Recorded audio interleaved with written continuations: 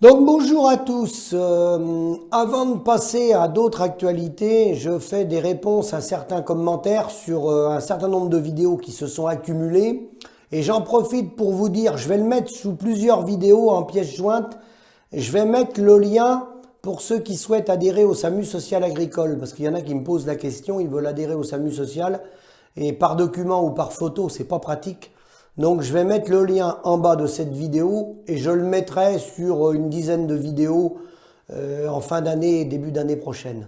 Donc parmi les questions sur notamment deux vidéos que j'ai fait sur la loi Egalim, certains me demandent pourquoi on s'acharne à demander des comptes aux syndicats et à l'interprofession. Bah, tout simplement parce que lorsqu'on vend des produits agricoles, du lait, de la viande, des lapins, des céréales, on a des prélèvements obligatoires, je dis bien obligatoires, qui vont à l'interprofession, qui est gérée par le syndicat, hein, et on n'a pas la transparence de ce qu'ils font de cet argent-là. Ce qu'on sait, c'est qu'ils font des voyages en Amérique du Sud et tout, et autres, hein, aux frais de la princesse, ça par contre on le sait, mais le bilan, moi qu'il y ait des cotisations obligatoires pour gérer la profession, moi ça me paraît une bonne chose.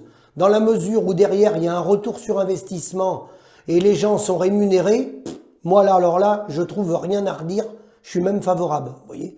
Hein, mais dans la situation qu'on est là, par contre, je suis pas favorable du tout. Je veux l'arrêt de ces cotisations-là et que ces gens-là nous donnent des comptes. Ensuite, pourquoi on demande des comptes? On demande des comptes parce que les multinationales de l'agroalimentaire, les syndicats sont financés par des fonds publics. Hein. Donc c'est les impôts des Français qui financent les syndicats. C'est pareil pour les syndicats ouvriers d'ailleurs. Donc quand on a de l'argent public, si c'est leur argent, moi je porte pas de jugement, chacun fait ce qu'il veut de son argent. Mais là c'est pas leur argent, c'est notre argent. C'est l'argent de la collectivité. Donc c'est pour ça qu'ils nous doivent des comptes, surtout compte tenu du résultat. Ensuite, on continue à la mesure où on peut avancer avec les problèmes du Covid, avec les candidats. Donc normalement, incessamment sous peu, si tout va bien, on arrivera, un certain nombre d'entre nous du SAMU à rencontrer l'équipe Yannick Jadot. Donc on a pris dans l'ordre que les gens nous ont contactés, hein, voilà. Donc on a déjà vu Éric Zemmour, Jean-Luc Mélenchon et Florian Philippot. On a fait des demandes à La République En Marche, hein, on fait des demandes partout. Bientôt, je vais en faire une là aux Républicains, incessamment sous peu, parce que j'ai des relais dans mon département.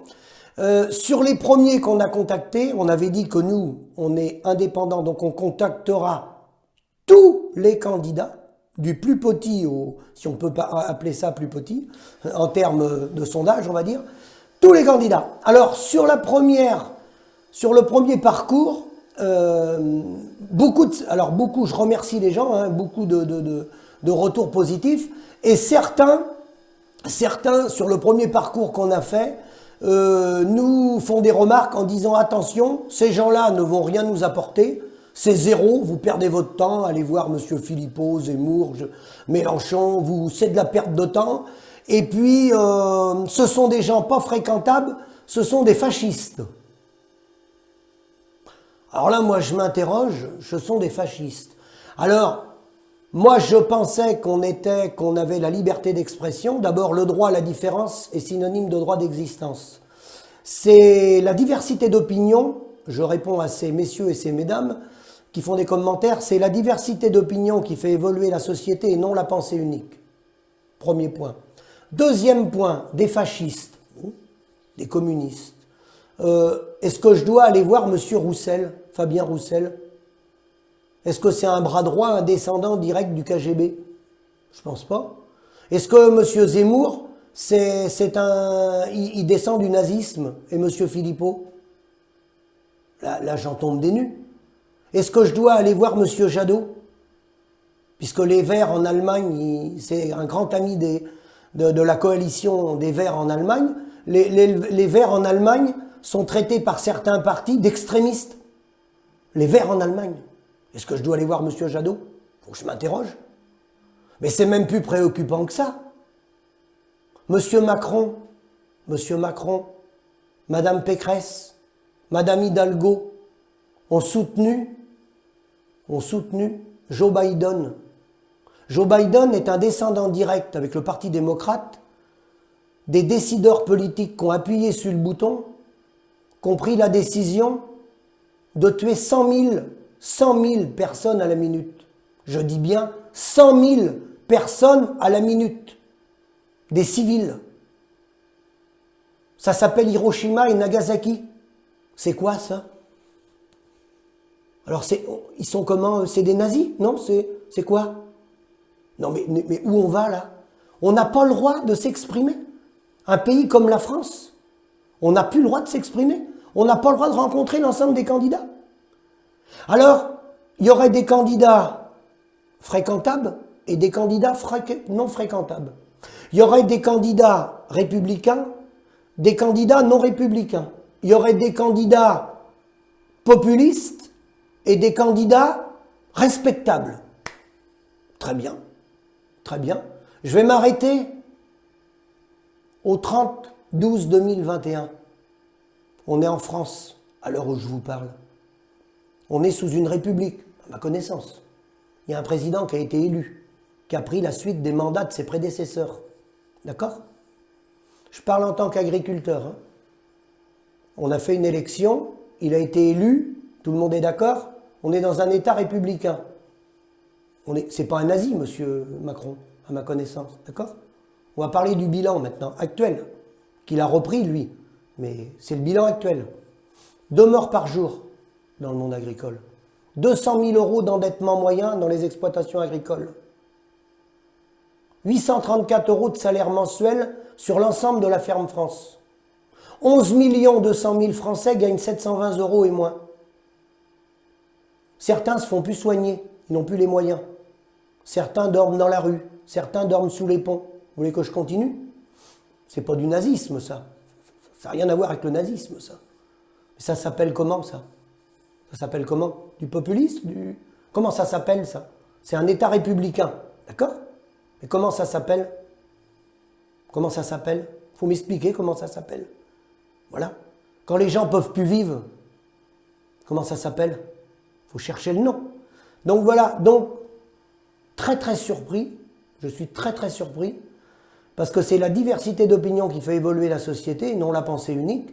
Et il y a des gens qui, a priori, ont la science infuse et voudraient dicter aux gens qui on doit aller voir et qui on ne doit pas aller voir. Mais ceux qui ont le remède, moi j'ai répondu à ces gens-là, si vous avez quelqu'un qui a le remède pour diminuer la pauvreté en France et dans le monde, mais c'est faut nous donner l'adresse tout de suite. Hein. Parce que nous, on va aller le rencontrer, on est même prêt à aider, vous voyez. On va rentrer dans l'équipe de campagne, nous, bénévolement, hein, si vous avez quelqu'un qui a la clé. Parce que les clés, il y en a. Il y en a qui les ont tournées, les clés. Ils n'ont pas eu besoin de forcer les serrures. Ça s'appelle monsieur Pierre Elliott Trudeau, le père de Justin Trudeau, qui est actuellement Premier ministre au Canada. Ben oui, vous voyez, il y a des gens qui ne sont pas courageux, puis il y en a qui le sont. En 2009, nous, on a fait les grèves du lait, hein, et d'autres actions. Il y a eu d'autres actions menées par d'autres syndicats minoritaires. La coordination rurale a essayé à des moments donnés, et la Confédération paysanne aussi, a essayé de renverser le système. Oui, il y a un monsieur qui s'appelle Trudeau, le père de celui qui est Premier ministre actuellement, qui a eu un petit peu de courage, parce qu'il a aidé les paysans à renverser les multinationales qui écrasaient les paysans en 1972. Et il a créé ce qu'on appelle la gestion de l'offre sur les produits agricoles. C'est pas des barrières, hein, c'est pas un régime communiste où les frontières sont fermées. Ça s'appelle la gestion de l'offre. Il gère les importations et les exportations. Et les agriculteurs là-bas, ils sont rémunérés. Et ils vivent correctement. Sauf que moi, je continue mon parcours d'aller voir, je dis bien, tous les candidats. Pourquoi je vais voir tous les candidats? Parce que dans les candidats qui ont déjà exercé le pouvoir, M. Macron, il est dedans, mais ceux qui étaient avant lui, la droite qu'on a eue pendant 30 ans, et puis la gauche plurielle, ils n'ont pas fait le travail qu'a fait M. Trudeau. Ils n'ont pas eu le courage d'aller s'affronter aux syndicats FNSEA et aux multinationales de l'agroalimentaire. Ils n'ont pas eu le courage. Il y a les Suisses aussi. On peut prendre le gouvernement suisse. Le gouvernement suisse, ils ont un système de régulation qui protège les agriculteurs. Je ne dis pas que c'est du 100%. Hein. Je n'ai jamais dit que c'était du 100%. Hein. Le 100%, le parfait, ça n'existe pas. Hein. Mais ils ne sont pas à 2 morts par jour. Donc ils ont eu du courage politique. Chez nous, aucun courage politique. C'est la lutte des places, placer les petits copains dans les ministères et les promotions pour s'assurer une retraite dorée. Voilà les hommes politiques que nous avons depuis 40 ans. C'était une petite remarque. Prochaine vidéo, je passe à complètement d'autres sujets. À bientôt.